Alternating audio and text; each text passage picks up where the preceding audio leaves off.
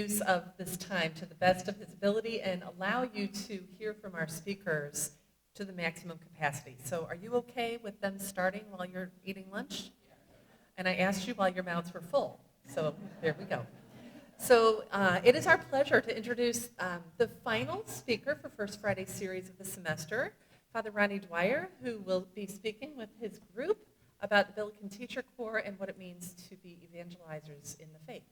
And I'm not going to do much more of an introduction because the time is theirs. But he's been part of the BTC for the past 4 years, and the Corps is in its 5th year of existence.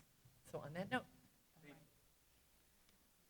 Before we get started with the presentation, I just have a couple announcements. First, in the back, as I said, we didn't have our 50-50 raffle, but we are selling rosaries. So if you would like we have a commemorative rosary for our 5-year anniversary that has, it's a blue rosary with a pouch for putting your things in, and also a prayer booklet that our team worked on over the summer that is a scriptural rosary of the teaching mysteries of Jesus. So it's different moments in Jesus' life where he's teaching and some meditations on those. And those make great stocking stuffers, and they're available in the back. Also, at your table are some golf pencils and note cards. If maybe a table captain would pass those around.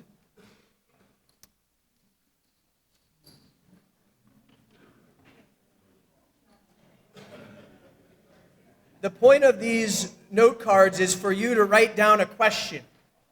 If when we're talking you've got a question or something that comes to mind, write it down, and at different points we'll come around and collect them, or people can raise them up.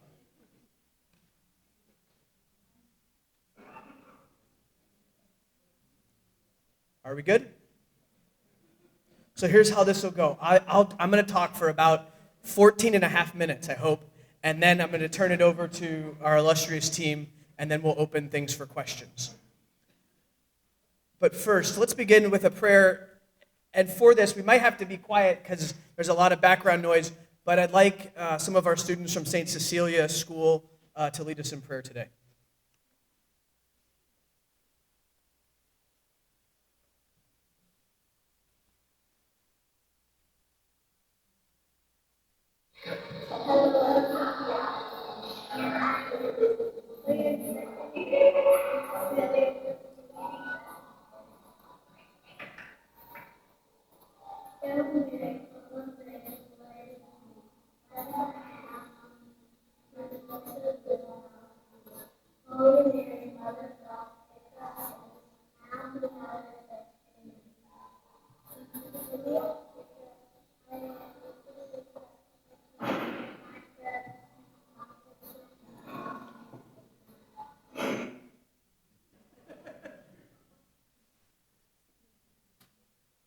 Hail Mary for Advent.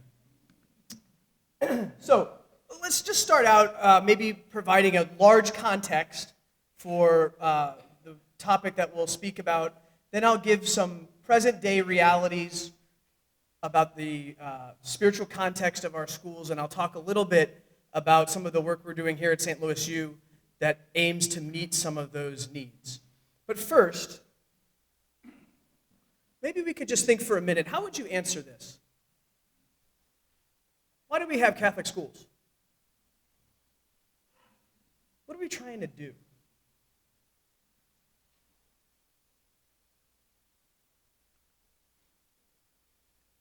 Catholic education began on the Sea of Galilee with Jesus and his friends talking about life and what things meant and where God was in their experience.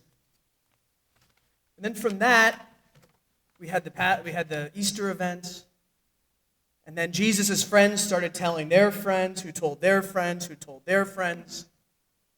And then that first generation or two started writing these stories down, testimonies of faith by people of faith, for people of faith. That story continued to be handed on. And then over the generations, whole groups of men and women, religious, the monks, the mendicants, Francis and Clare, More apostolic groups like Ignatius and many women's religious communities began to take up this challenge to use school as a way to hand on our faith. In our local context, it was pioneers like Peter de Smet and Father Verhagen and Rosati who came to establish the schools. And then a mass number of religious women came to serve the growing immigrant communities across the country, often teaching in the native language of the families they served. So what is the mission of Catholic education? Pope Francis puts it this way: that from the beginning our schools have always served a dual purpose: educational excellence and handing on the faith. And the mission was always about serving the poor and immigrant communities and those on the margins. And it was about working with the elite whose leadership efforts would ripple out into society. And fundamentally, our schools were always about sharing the message of the gospel in a way that people could hear them. And I often wonder, talking about the history of Catholic schools, do you think that those first on the scene would recognize the Catholic schools that we have today?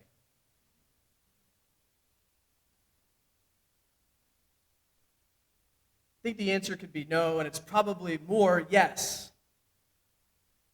That the mission of Catholic education was always about using school and our time together as a way to introduce young people to the person of Jesus. The same Jesus that sat on the ground at the Sea of Galilee and taught his friends about the kingdom of God. So I'd like you to meet Ian. That's Ian. I've been a priest 5 years. Ian's the only kid I've ever confirmed.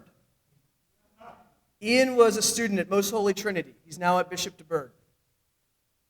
And towards the end of his 7th grade year, he went to his teachers and he said, "I'd like to become Catholic." Sharing our faith. And so that whole year, Ian went through Most Holy Trinity, took his instruction in his religion classes, and here in the Easter season, we got to give him First Holy Communion and confirmation at an all-school mass in front of all his friends. It was awesome. That's the mission of Catholic education. We're in the business of changing lives. And so, as we begin and walk through this, maybe 3 little points to think about. What are our reflections from working in this field? And they go something like this. It's a story of consistency and change. It's the perennial mandate to teach amidst a changing composition of students and faculty. And I'll show you some of those numbers. Our experience is that students are seeking an anchor of religious faith amidst a time that's very, very confusing. And finally, what I'm most excited for you to see are the young people motivated by holy desires who are taking up the mantle of this project today. You're going to love it. So let's get started. What's the composition of Catholic schools in the U.S. today? The changing composition of both teachers and students.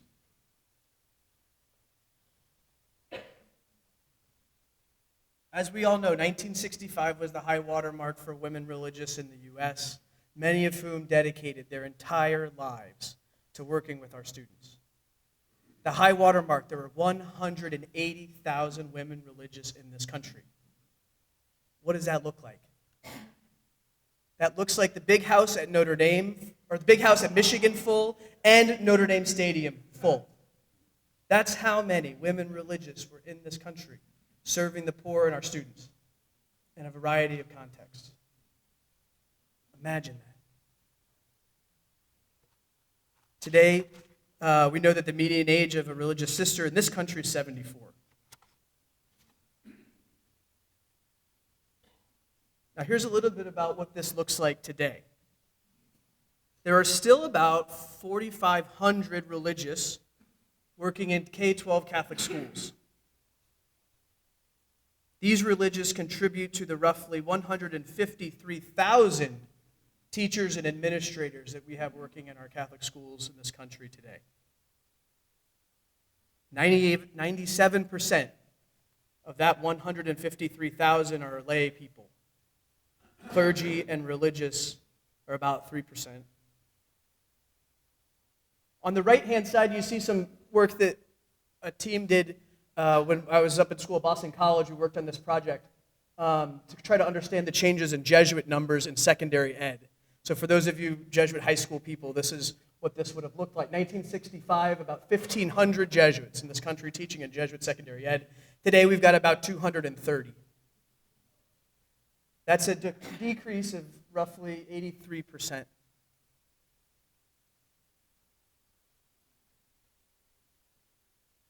It's fairly comparable between the Jesuit schools and what we've seen in religious and general. There are roughly 2,500 Jesuits in the U.S. today. Our average age, 57. This is kind of an interesting slide. Just take a breath. I'll explain it. This is, again, Jesuit high schools. So if you look at the blue and green line, the green is the number of lay principals. This is 1965 to today. Green is lay principals, and blue is the number of Jesuit principals. I think we have three right now. That says two. It's a little. This was about 4 years ago. There's 3 today. 2 of my good buddies, under 40. The red line and the purple line are presidents. So you can see that, at least in the Jesuit high schools today, there still are a significant number of Jesuit presidents. That just gives you a feel for the changes that we've seen in the faculty and administration in our Catholic schools. It shouldn't be, I wouldn't imagine, very surprising to many of us. Who's going to Catholic schools? So the high water mark in Catholic school enrollment was around 1960 with 5.2 million students in our Catholic schools. Today we're about 1.7 million students in Catholic schools.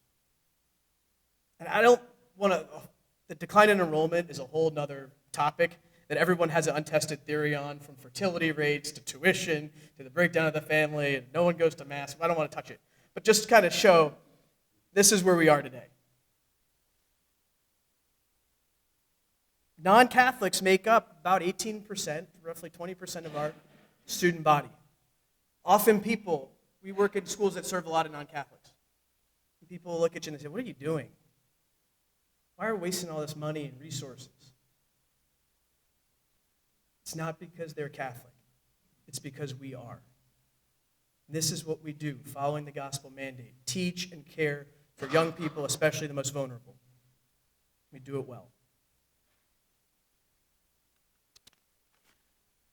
Next, we'll see a little further slice of the minority student population. Of the 21% of racial minorities in our schools, about 18% are Hispanic. And that's important.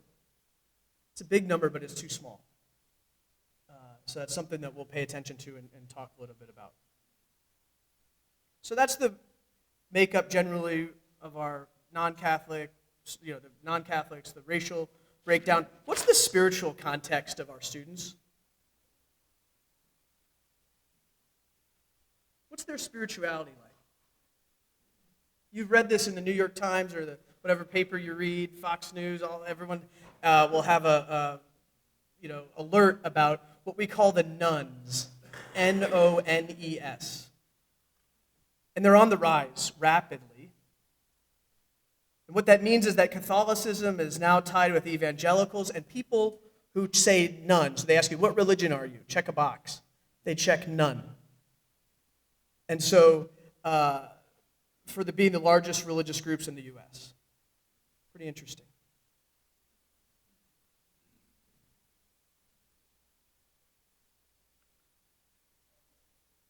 A third of all adults who are baptized Catholic no longer are Catholic.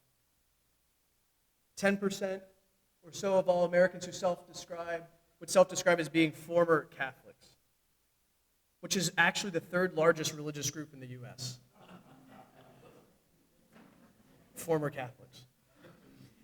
I think worse than any of this is that many of them defect in place.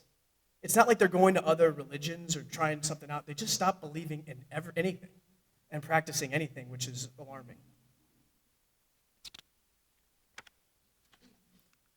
What would you guess? What age do most people leave the church?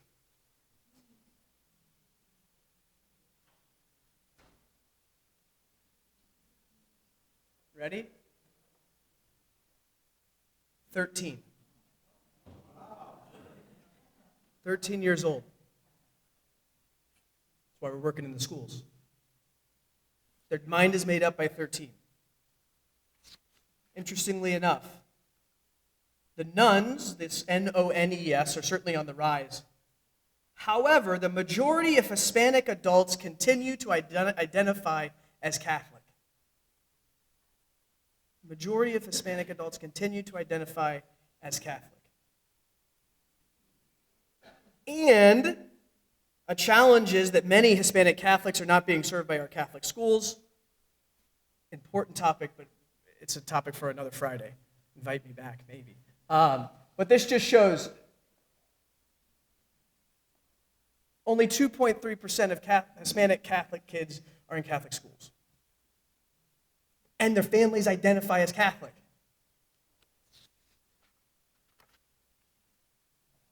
So what do we do? It's a beautiful phrase from the first Eucharistic prayer. And when you hear it, I hope maybe you'd pray for our Catholic school teachers. It's this: for those that teach the faith that was handed on to us from the apostles.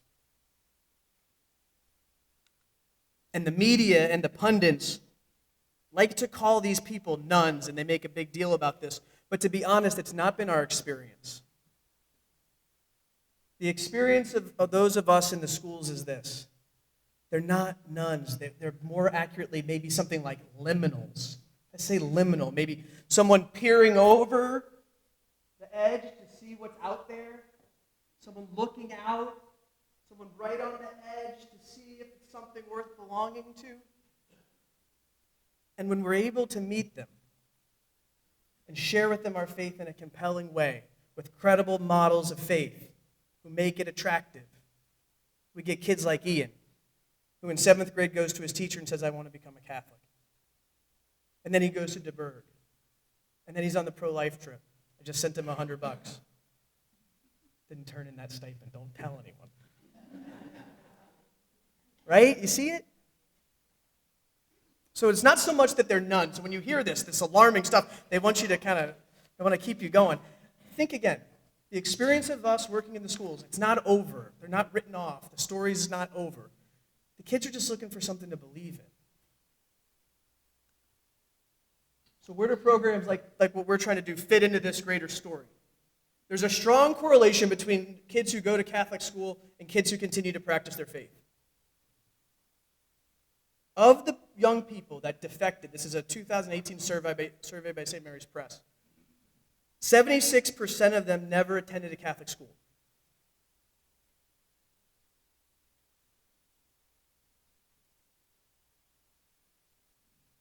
Perhaps this is because they make up their mind around age 13. That's 7th grade. Think of Ian, 7th grade. Then the BTC. Where does the BTC fit in this mission? The research that we have coming out of Catholic universities is this. Think of Sister Rose. Telling personal stories of faith is how we're going to hand it on. Telling our personal stories of faith to one another is how we'll hand it on. And so, what are we trying to do here?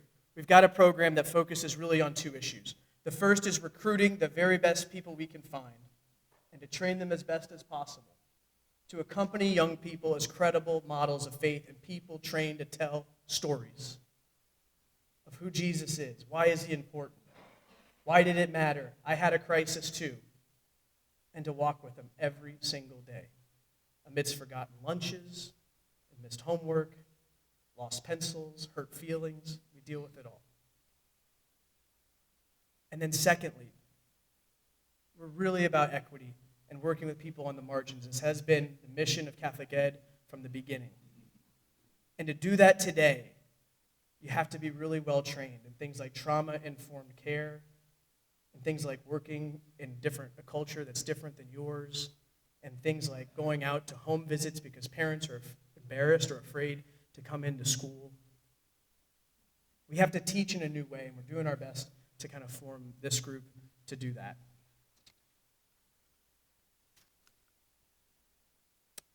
We're not alone. This is hopeful. We are part of the biggest movement that's happened in Catholic schools since the NUNS, the other nuns, arrived in force in this country. We're actively recruiting 500 students a year throughout the country in programs like the one St. Louis U has to be into the schools. This year, our programs are teaching roughly 32,000 kids. The teachers you're going to meet today are in front of 32,000 kids across the country right now. Like, look at your watch. It's Friday afternoon. They're ready to get out of there. But imagine what that looks like. How hopeful it is. Continuity and change. Credible models of faith. Okay. So, what do we take? What's one thing? Let's pause for a minute. One thing you want to remember from this presentation.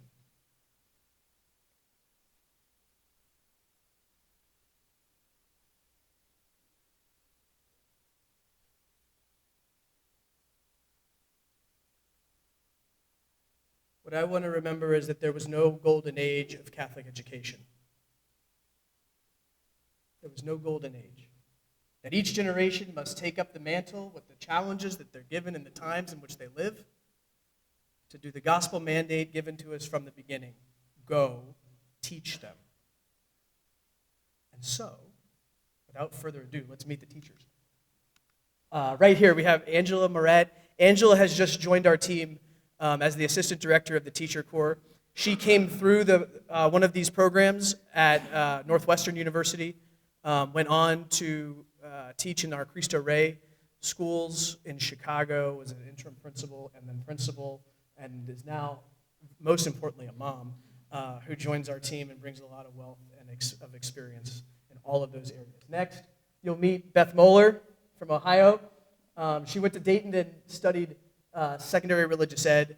She's now teaching at Bishop DeBerg, a fantastic religion teacher. And then Julie Gates on the other side of life in first grade from Centre College, from Louisville, and is one of our alums. So, without further ado, I invite him to come on up, and I'll ask the first question. As we're talking, you have those question sheets in front of you, and you have your golf pencil. If you want to ask them something, I encourage you to do so. So, Julie and Beth, come on up.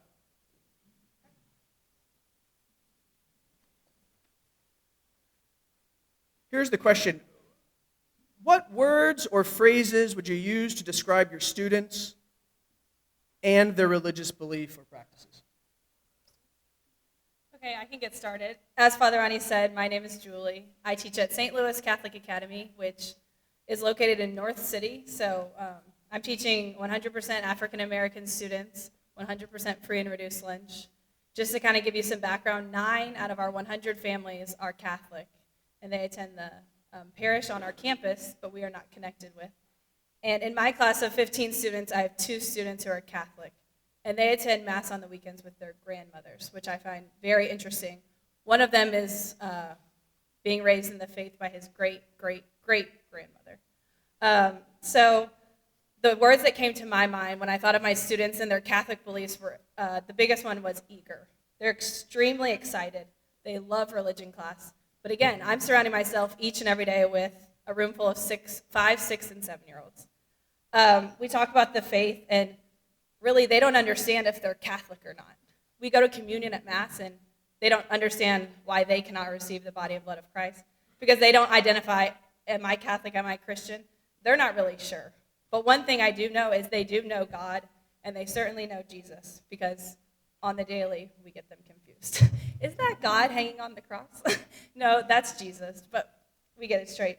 I don't think that label really defines them, though, because they're sent to that school to, yes, their parents want them to get an amazing education, but I have found that their parents are equally as excited that they're being raised and taught under the guidance of a Catholic school where, yes, we have rules, but those rules are, again, to treat everyone as Jesus would. That's what I always come back to. And that's truthfully what works the best. When I look at my students every day and we talk about different things, they really understand the things where they can understand that Jesus was also a human. When we talk about Easter and the resurrection and how Jesus died on the cross, they understand that. They understand that Jesus suffered because they go through a lot of suffering daily. They understand that Jesus was born because they've seen their baby brother or sister be born.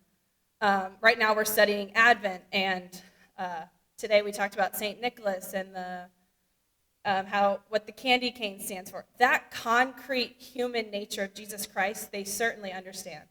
But when we start to talk about heaven and the Holy Trinity and these things that are a mystery, since I'm the only one for some of them who are telling them these things, or our principal or the other teachers, and it's the first time they're hearing it, they're always questioning me. They're so curious. But what does heaven look like? Please, can you just show me on the smartboard? Just type it in on Google. I can't. I really can't, Or why did Jesus have a white heart and not a red one when we're talking about how the candy cane is white because Jesus is pure? To try to explain, no, Jesus did not have a white heart, but instead of being blackened by sin, Jesus was pure. That is something that you can tell their wheels are just spinning. And the best part I think about my job is that when parents come in for conferences, they always have a story to share about, well, so-and-so came home today and they were telling everybody about the Holy Trinity, the Father, the Son, and the Holy Spirit. So I don't necessarily think I'm just meeting and teaching these 6-year-olds, but they're taking that message home to their families as well, which is what I like best about my job.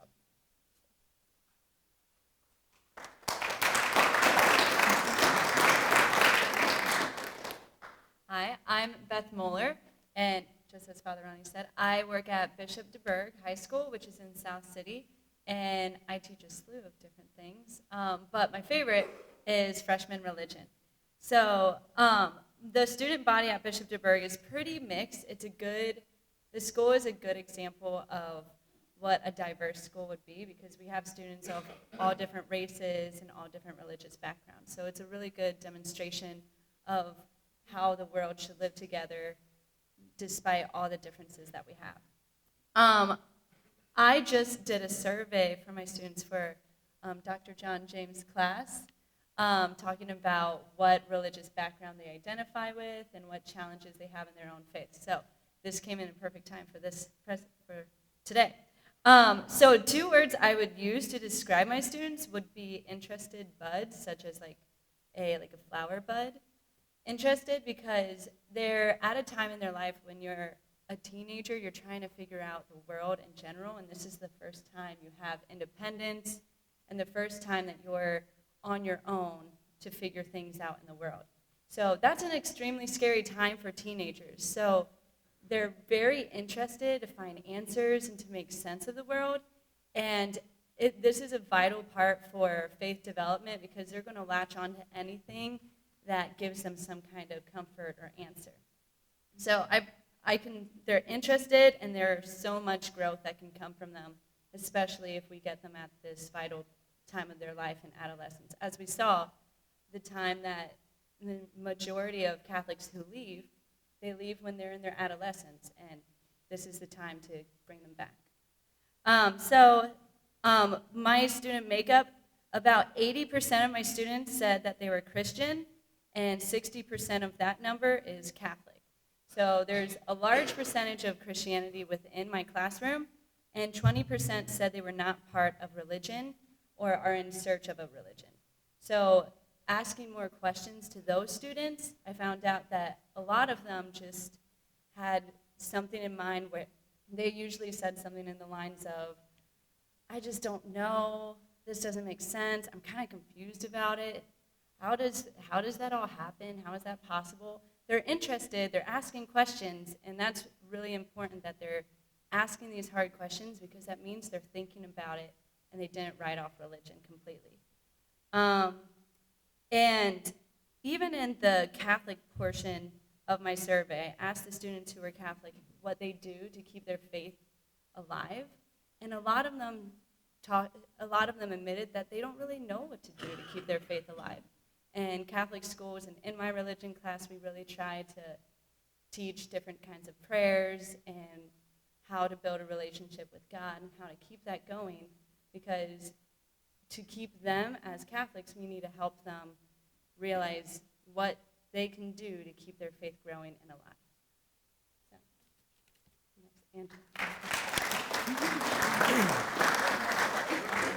So now we'll hear from the teacher of the teachers, Angela. And one of the real unique things about our program is we have what we call a methods course in how do you teach religion. So teaching people how to teach religion. Our professor is right here, Dr. Karen Tickey. In that class, we talk a lot about the head, hands, and heart, and our faith being more, certainly is taught, but it's also more caught. And so Angela's going to talk a little bit about teaching teachers and helping them catch it. Okay, nice to meet all of you today. When we think about religion being taught, we think about what happens in our brain, right? It's a cognitive process, perhaps memorizing Bible stories or prayers, being quizzed on the different parts of the Mass, knowing what each of the items on the altar might be. But what we're really trying to do is help our students catch their religion. So if you'll bear with me for a minute, think of an image of somebody catching a kickball, right? It's kind of big. You have to use both arms to do it. It kind of comes at you from probably pretty high because those kickballs arc pretty high. Comes out of nowhere. You grab it in your both arms, right? It kind of comes near your heart and your head. Maybe it takes your breath away a little bit. Like, oh, I just got that. And then you smile because you did a win for your team. So that's what we're talking about. We're trying to help our students be taught religion, yes, but also to really catch it in a real way. So helping them feel accompanied on this journey as far as religion in schools. So our movement is really one towards forming them to do acts of mercy and justice out in the world. With their brains, we want them to have an excellent education. With their heart, we want them to be really good, wholesome people. And with their hands, we want them to go out into the world and make it a better place. So in the Billiken Teacher Corps, we do a lot of faith formation among our programs. So one of my favorite experiences from this past year was our Classroom Blessings Day. And this is a couple weeks into the school year in September, and we rented 2 vans from SLU, and all 12 of our teachers, Father Ronny and myself, hopped into these 2 vans and drove around to the 11 different Catholic schools that our teachers teach in around St. Louis. We visited each classroom. Each teacher had a moment to share with us what they were most proud of in their room and in those first couple weeks of school. And then we took a moment to pray in everybody's classroom and sprinkle some holy water around the room in hopes of an excellent school year. So just beautiful moments like that on retreat 3 times a year. On spirituality nights, every Monday night, the community gathers together. So as we are forming our students in the schools, in those seats, in their desks, sometimes they're flexible moving desks that we have now, we're also helping our teachers and forming them. And I know I benefited greatly from the program that I did, and I wouldn't be here today, and my faith would not be what it is today without the formation I experienced. So that's a little bit about our faith being taught and caught.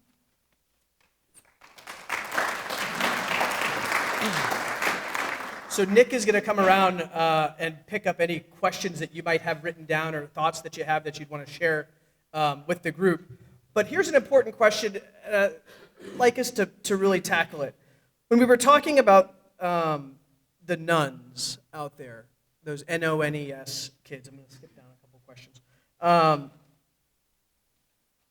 What contribution do you think they're making to the life of the church? And what do they have to teach us? Another way of putting it, do we miss them? What's missing? So from my experience, I've actually, I think it's funny with religion class. For example, this year I had like a few students after class on the first day like come to me really timid, and they look really upset. And I'm like, what's wrong? They're like, I'm not Catholic. And then they're just like freaking out. They're like, I don't believe in anything.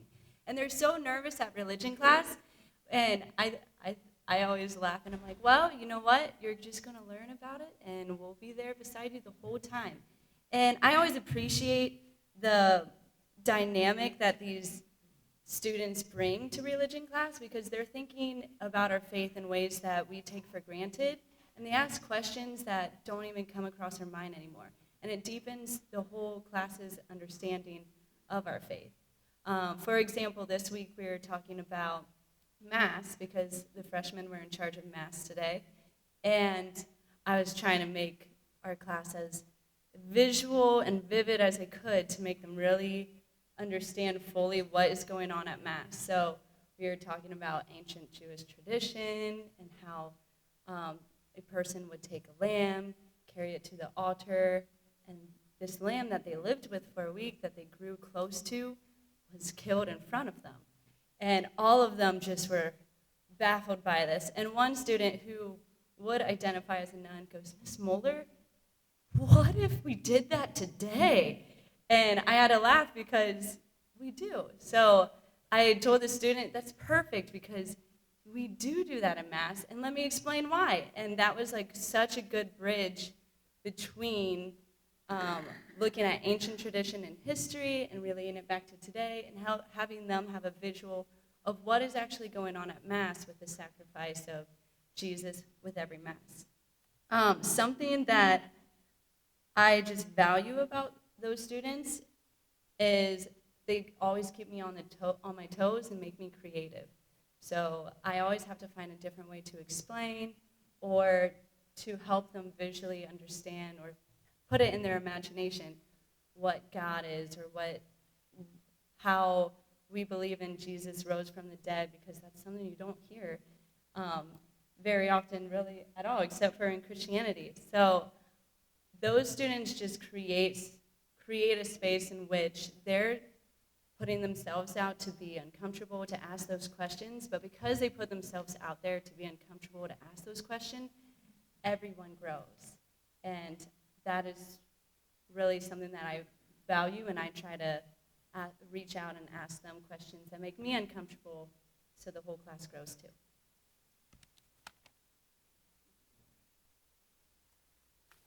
Excuse me, one of my experience with the nuns, NONES, was working as an administrator at a school in Chicago where about 5% of the students were Catholic, 95% were not.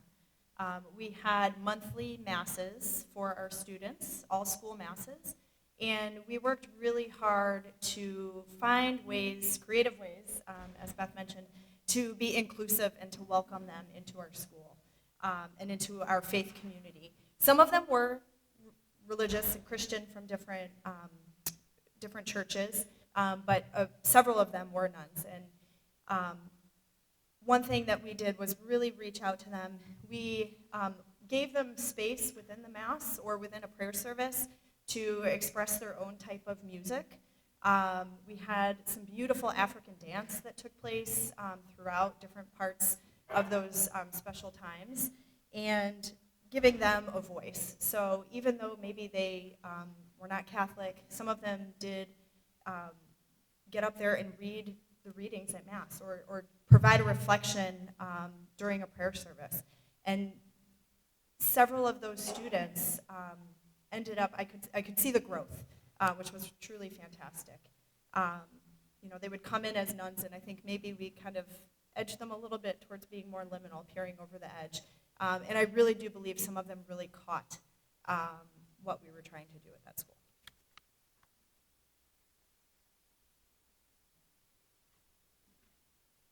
Thanks. I want to maybe the audience would want to know this. What's being done at your schools to reach young people that we could take back to our parishes to help the young people that are not being engaged there? So one thing that we're doing at our school is that maybe parishes can do is with that theme of someone reaching out is uncomfortable. So if you want to try to go to a new parish, it may feel uncomfortable at first because you don't know the people there as compared to your home parish. But someone else returns that uncomfort by making them uncomfortable too. So what our school does is we put ourselves in a place that pulls us out of our comfort zone to make others comfortable. So for example, we've had an ecumenical service for Black History Month. And one of our students' parents came and she led the prayer service. So it was a interfaith connection between Catholicism and Christianity. And that opens the doors for a conversation and for relationships between those two different faiths, two different kind of sects of Christianity to come together. Another thing that we do is campus ministry. We have a great campus minister at Bishop DeBerg. Her name is Ms. Duncan, and the students call her Mama Duncan. So having just a person or a joint person or just being a model that is really welcoming and understanding and meets everyone where they are. So understanding that everyone has something going on in their own lives and being open and just inviting in general. Every person can do that, and that's an easy thing for one of us to do just every point of our life when we interact with another person. I think one of the things we have implemented this year, this is my 4th year at the school, and I will say, just even being here today, I'm reflecting on how I have seen the faith of the students and the families grow, even if that is not reflected in mass attendance or a simple statistic like that. One thing we have done this year that I think would even benefit a parish school or a school similar to where I grew up in Louisville, Kentucky, is we do SLCA Sundays, so St. Louis Catholic Academy Sundays, where we really encourage the parish, not the parish families, that would be more, we aren't a parish school, but where we encourage the students to ask their parents, Mom, Dad, Grandma, can we go to church on Sunday? Because we attend Mass every Monday, and we invite a lot of parents, but most of them are working. So in the couple that we've done, we've seen, the first week was maybe 1 or 2 extra families in addition. But then you also get the teachers who, myself, I don't usually attend St. Elizabeth, Mother of John the Baptist on the weekends, but it brought me to also attend. The students, the student choir sang, the students brought up the gifts, some students read. And while that not only helped the students who do attend that parish every weekend, be excited because their friends were there, it also pulled some of those parents who might otherwise go to a different church. Well, let's just go and try it. Like I said, I don't serve a very Catholic population, but I think any invitation to the faith makes a big difference. I think a lot of these people go week after week, and no one has ever invited them. And I feel the same way with some of my friends my age. All it takes is that invitation, and you might have to ask them week after week, but eventually they might come, and then they might keep coming. So.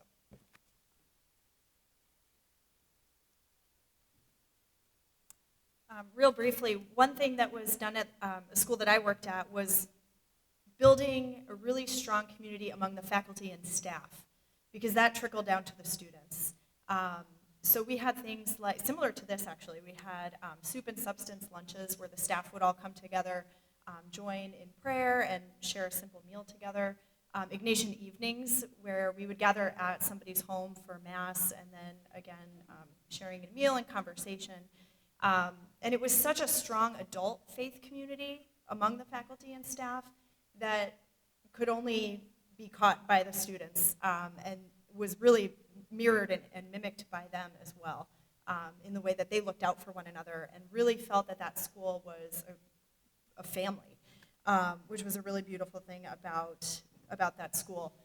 It was such a strong community, actually, I met my husband there, and we got married in the chapel that was attached to the school, and we had many faculty and staff members join us there just for a beautiful day. Actually, our anniversary was yesterday, 4 years ago, and then we had my son baptized in that same chapel. So I think in terms of schools being just strong communities for all that are involved, and I know different parishes and schools do that in different ways among the parent groups, among the parishioners and things like that, but really binding and strengthening that community among, I think, the faculty and staff is incredibly important and fruitful for all of the students.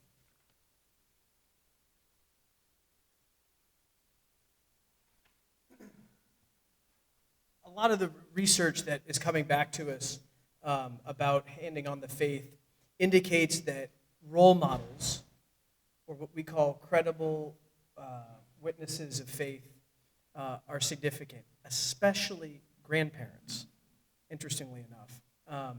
So I'd like to ask the panelists, could you tell us a little bit about who were your models of faith?